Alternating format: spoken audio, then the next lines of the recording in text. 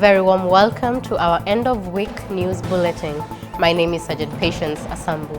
The Kdf Weekly Bulletin is a show to keep you updated on events undertaken by the Ministry of Defense over the week. In today's bulletin, Kenyan troops participate in celebrating the Independence Day of the Union of Comoros. Cabinet Secretary for Defense launches National Security and Strategy course. Kenya Defense Forces join efforts in conserving water catchment areas. And in sports, KDF boxers participate in selection for Olympic qualifiers.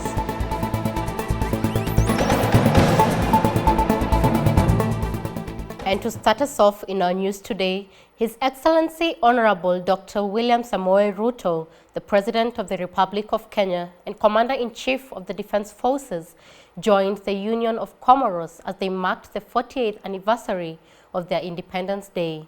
Kenya's Commander-in-Chief was the chief guest during the ceremony on an invitation by his counterpart from the Union of the Comoros, His Excellency Azali Assoumani, who is also the chair of the African Union. Take a look. In his address, President Ruto noted that it is time the two countries furthered a more robust collaboration in security, education, health, agriculture, among other mutual areas of interest for the benefit of their citizenry. Kenya and Comoros are bound by historical ties, shared values, and commitment to progress and prosperity. We pay tribute to the heroes and heroines who dedicated their lives to the cause of independence, paving the way for a brighter future for the people of Comoros.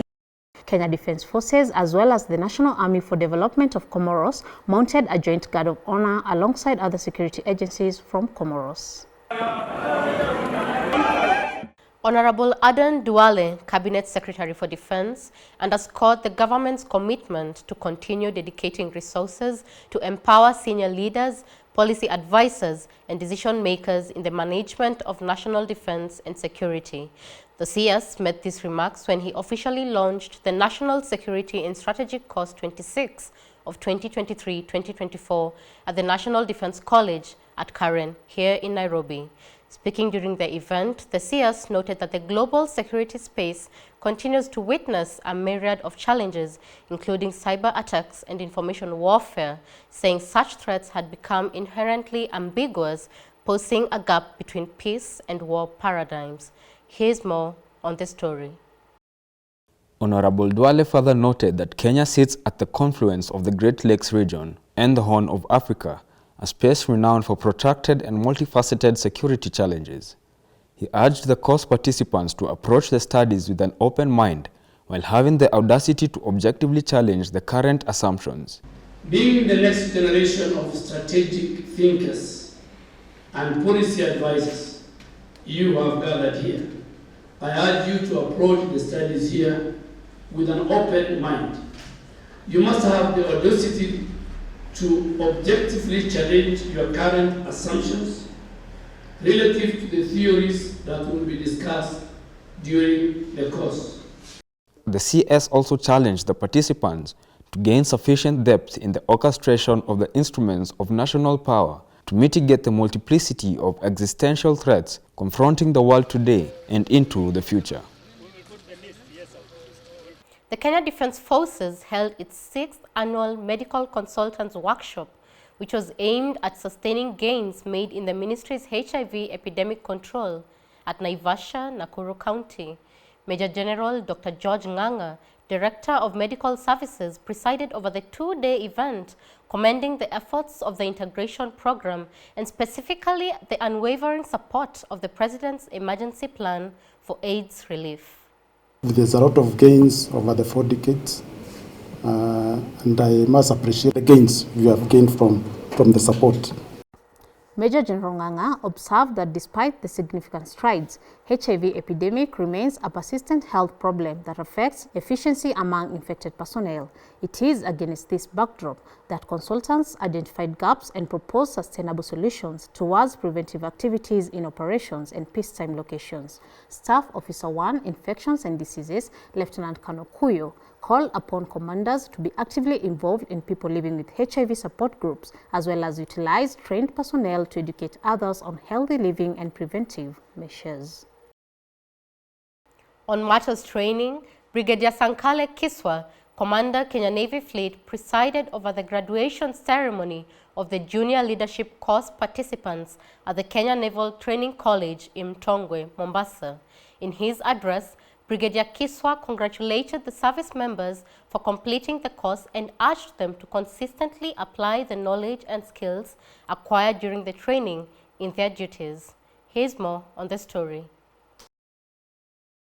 Chief Instructor at Kenya Navy Training School, Lieutenant Colonel Peter Waweru, urged the graduates to be good ambassadors of the college in their units and formations. The aim of the junior leadership course is to improve and equip service members with knowledge and skills in leadership, command, and management necessary to meet challenges they face in various areas of deployment in the Kenya Defence Forces.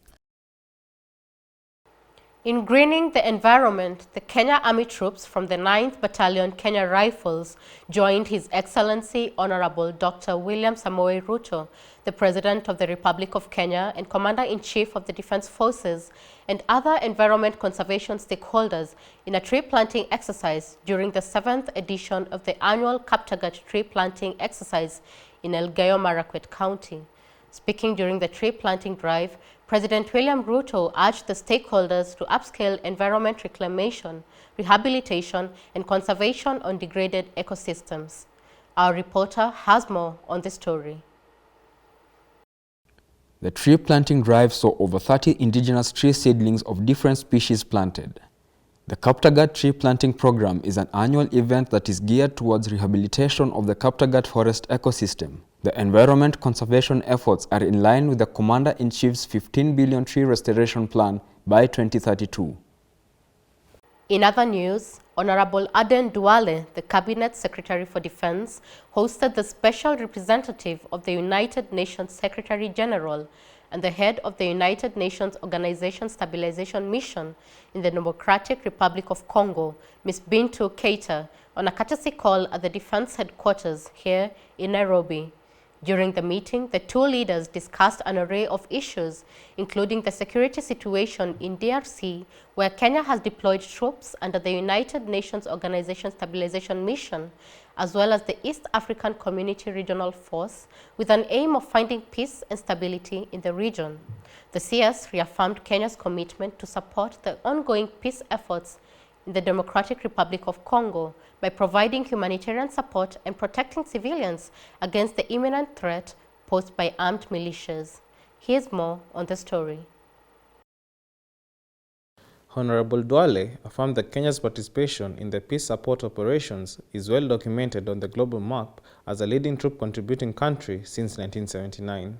Honorable Duale further thanked the head of the United Nations Organization Stabilization Mission in the Democratic Republic of Congo for their continued support in the mission and informed the special representative that the Kenya Defence Forces is in the process of making initial deployment at the base defense platoon to the United Nations Organization Stabilization Mission in the Democratic Republic of Congo at the forces headquarters. Mr. Patrick Marero, the Principal Secretary for Defense, has reaffirmed the commitments of the ministry's leadership in supporting the task force established to formulate a policy on integrated defense workforce for both uniformed and non-uniformed personnel. This was during a forum organized by the ministry and brought together its heads of departments, representatives from the Public Service Commission and the Kenya United States Liaison Office at the Defense Headquarters here in Nairobi. The PS noted that the leadership has adopted some recommendations that can be implemented even before the policy is formulated to improve the welfare of the staff working in different military establishments across the country. His sentiments were echoed by Mr. Boniface Wambua, the ministry's Secretary of Administration, who observed that a lot of progress has been made so far. He added that the remaining work will be expedited and the policy will be in place for the benefit of the civilian component. Dr. Lilian Zavi, the Director of Human Resource Management and Development, thanked the PS and the entire ministry for the unwavering support and added that the team remains committed to achieving their set objectives.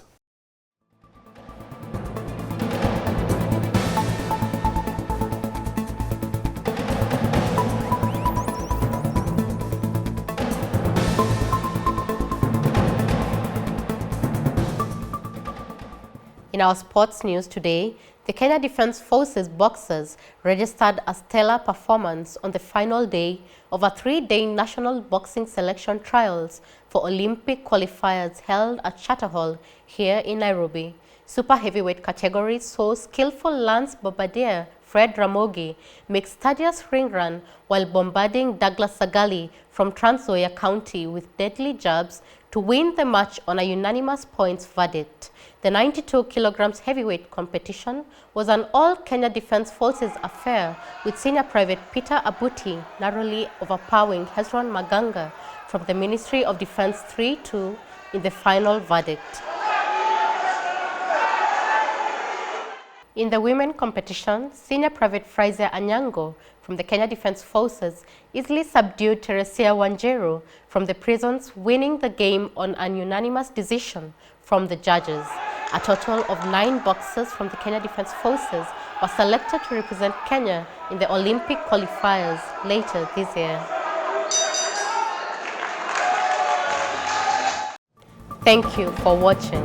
We look forward to your feedback via our official social media handles and your viewership next Friday for the KDF Weekly Bulletin. My name is Sergeant Patience Asambu. Goodbye.